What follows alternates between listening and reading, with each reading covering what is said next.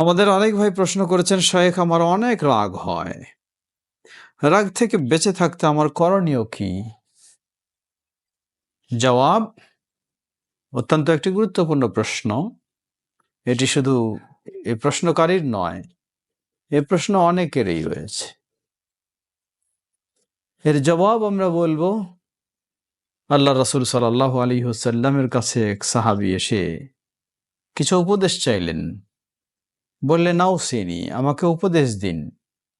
আল্লাহ রাসূল সাল্লাল্লাহু আলাইহি ওয়াসাল্লাম বললেন, লা তাগদাব, তুমি রাগ করো না।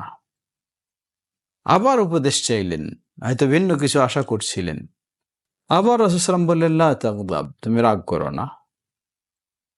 আবার উপদেশ চাইলেন, আবার বললেন, লা তাগদাব, তুমি রাগ করো না। 1 2 3 তিনবার এই একই প্রশ্নের জবাব দিচ্ছেন, তুমি রাগ করো না। হতে পারে রাসূল সাল্লাল্লাহু আলাইহি ওয়াসাল্লাম জানতেন এই বেচারা হয়তো একটু বেশি রাগ করেন, তাই তাকে এই উপদেশটি রাসূল সাল্লাম গুরুত্ব দিয়ে দিলেন। তো সেখান থেকে আমাদের শিক্ষা, বেশি রাগ করা উচিত নয়। রাগ থাকবে মানুষের, আদম সন্তান রাগ করবে, এটা স্বাভাবিক, কিন্তু সেই রাগটাকে সীমার মাঝে রাখা উচিত, রাগটাকে নিয়ন্ত্রণে রাখা উচিত। কারণ রাগের সময়টা ইবলিস এটাকে ব্যবহার করে মানুষকে বিপদ ফেলে। একজন স্বামী তার স্ত্রীর সাথে ভালো সম্পর্ক, কিন্তু রাগের মাঝে স্ত্রীকে তালাক পর্যন্ত দিয়ে ফেলে। মা সন্তানকে ভালোবাসে, কিন্তু রাগের কারণে সন্তানের জন্য বদদুয়াও করে বসে। সবগুলি রাগের কারণে ঘটে।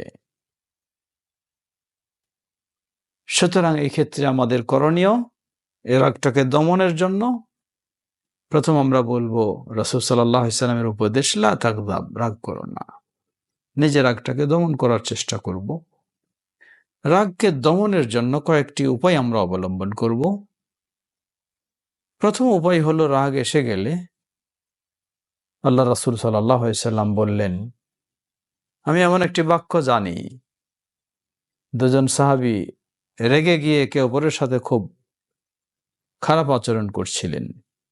বললেন, এমন একটি বাক্য আমি জানি, যদি তোমরা বলো তাহলে তোমাদের রাগ ঠান্ডা হয়ে যাবে।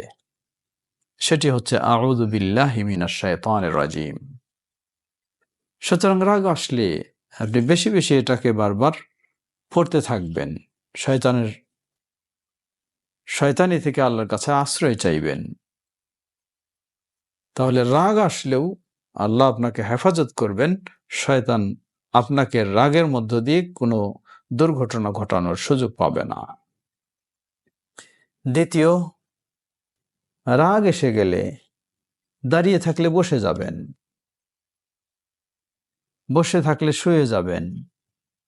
তৃতীয়, রাগ এসে গেলে চেষ্টা করবেন কথা না বলার। রাগের মধ্যে কথা আসলে সেটি রং হবেই।